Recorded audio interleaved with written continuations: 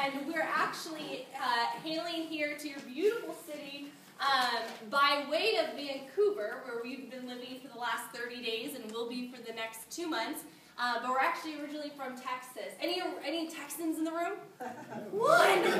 Yeah! That's awesome. So I want you guys to talk to you a little bit about tonight and kind of what we've seen. And really talk to you about taking on the 90-day challenge. Over 167,000 people last month said yes to the Body by Body 90-day challenge. 150,000 of those just wanted to take on the products. So they just wanted to take on the shakes. They wanted to see what it did for their body. And that's an overwhelming majority of the people that we see, and probably a good majority of the people here that are guests in the room. I'm going to be speaking to the other percentage for the next couple of minutes, talking about becoming an entrepreneur, talking about possibility. And so please bear with me if you are one of those that just kind of wants to take on the challenge over these next couple of minutes, and I'll review my notes here in a second. I want to give you guys a little bit of kind of a backstory about who I am. I'm 27 years old, like Toby totally outed me, and thanks Toby, I'll get him later. And I know your cell phone number and I know when to call you, but my background is that I dropped out of college and I saw my two parents that had separated at my 11-month-oldness. I saw them go two very different directions. And my mom's side, and my mom and stepfather went into the direction of getting a job. And in that direction, they fell into a pit that many Americans, and I believe that many Canadians do as well, where they racked up debt, refinanced their house to pay it down. A couple months later, a couple years later, racked up debt, refinanced the house to pay it down. And they did that process over and over. And most of the time, we were in a feast or a famine, but usually living fairly paycheck to paycheck. How many of you guys know people like that or in a situation like that? My dad's side, and my dad and my stepmother and that whole side of the family were really entrepreneurs. They were your typical brick-and-mortar entrepreneurs. They owned a very top salon. And I watched them from a very young age really living the American dream. Creating a business really from nothing, going from an apprenticeship as a young little barber to owning one of these top multi-million-dollar salons. But I also saw the stress that came with it. I also saw the toll that it took as the economy had its ebbs and its flows. And what I figured out at a very young age, that I didn't want to be like either of them. That I didn't want to be, I knew that I wanted to be rich. How many of you guys wanted to be rich when you grew up, when you were young? The rest of you guys wanted to be poor? Or maybe somewhere in the middle. I just want to be very mediocre. That was the rest of you guys? No, we all wanted to be rich. At 9 years old, we had dreams of being filthy rich, and I knew that I didn't want to sacrifice my time. I knew that I didn't want to sacrifice my total health.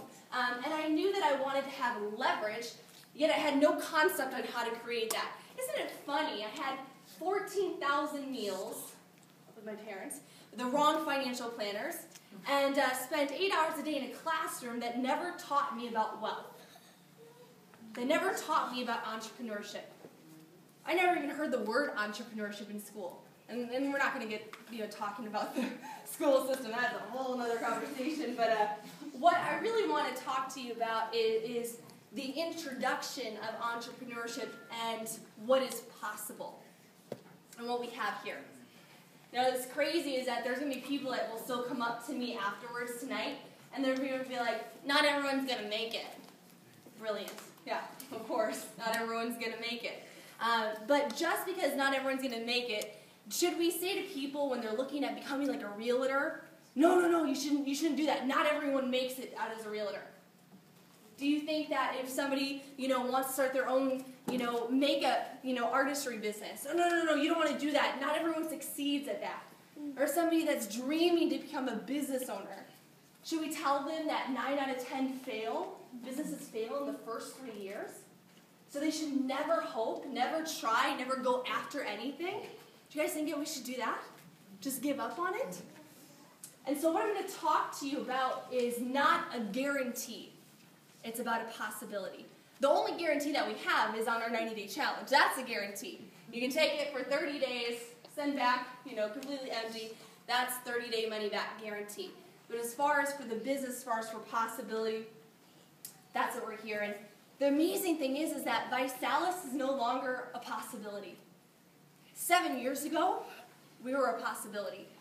5 years ago, this might be kind of a good possibility. 2 years ago, this is a great possibility. Today, we are the champions, the freaking world record holders of the massive best possibility opportunity on planet. Can I get an amen? Amen. And the rest of you guys that are like sitting back, angry faces, the ones and twos, I can see you. This isn't TV. This is two-way.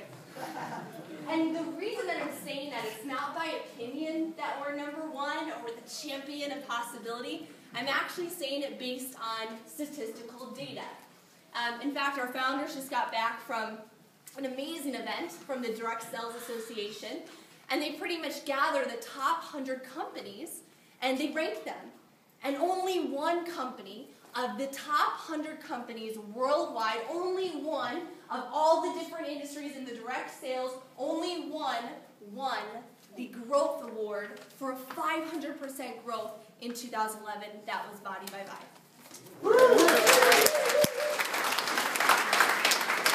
So if you're looking for possibility, this could be it.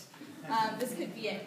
And in entrepreneurship, one of the things that I learned very early on was that you have to provide a solution to a very big need, right?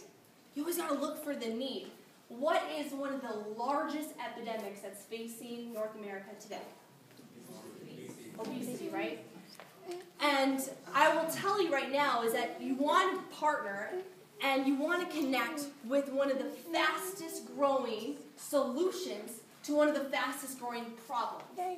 Nutrisystem is not the fastest growing solution to the fastest growing problem.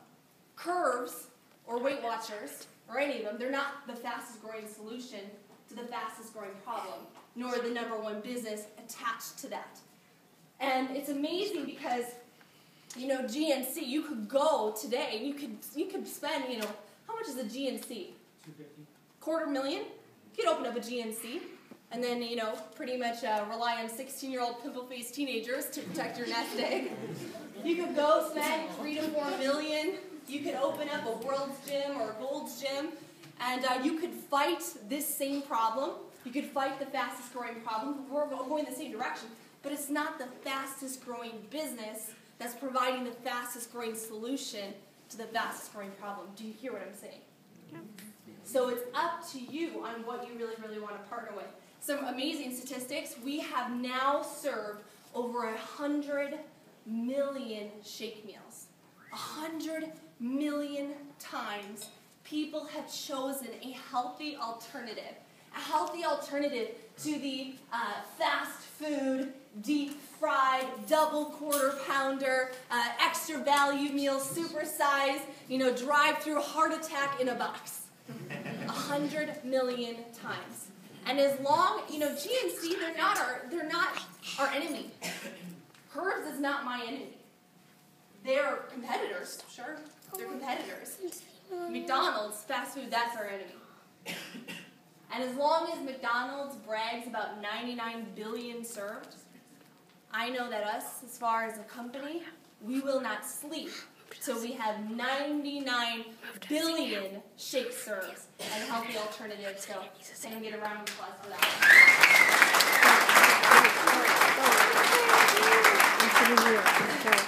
So it goes without saying, why is today different? Why is obesity on the rise? Why is a great health epidemic, and even just malnutrition?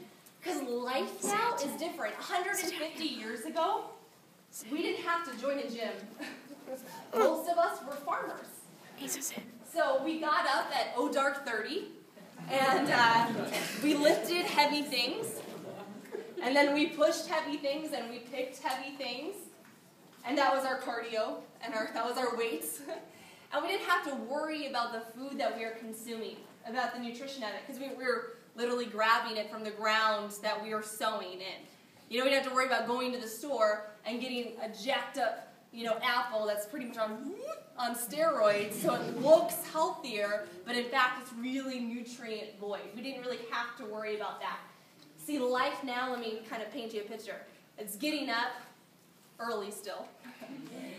And you're hurrying, you're running, you're going really, really fast, you're running late. Oh my God, gotta get the kids together for school, gotta get everyone packed in the car. Oh my God, great, grab a Pop-Tart, shove that down. Okay, now we're on our way to work. Oh, I got 2 extra minutes, so I'm gonna go through the drive-through, Tim Hortons, is that it here? Or Starbucks, go through the drive-through, grab a grande latte, white mocha, frappuccino fatness thing, and now we're going through the elevator and working. You pass the break room. Oh, what are those chocolate covered